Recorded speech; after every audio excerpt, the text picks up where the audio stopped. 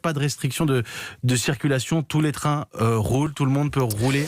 Oui, des mesures d'abord d'information des voyageurs dans toutes les grandes gares internationales, toutes les gares transfrontalières, et puis des mesures évidemment d'équipement pour les agents, en gel hydroalcoolique, d'équipement en termes de masques. Il y a des stocks à la SNCF d'ailleurs comme à la RATP. Nous reconstituons les stocks pour tenir un peu au long cours dans le cadre de la grande commande publique qui a été faite. Et puis ce qu'on appelle des plans de continuité, on prépare effectivement la phase épidémique si elle arrive.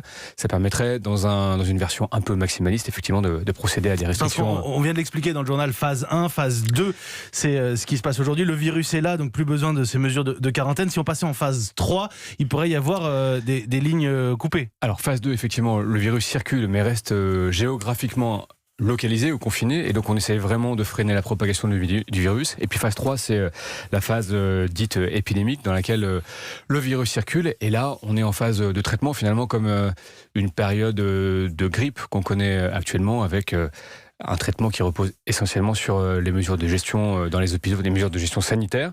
Mais nous nous préparons toujours dans le monde des transports à toute éventualité, et donc dans la version la plus maximaliste de ces plans de continuité, il y a effectivement la possibilité de faire des restrictions de transport, soit sur un plan géographique, soit effectivement en donnant priorité par exemple à un certain nombre de trains en Ile-de-France ou ailleurs.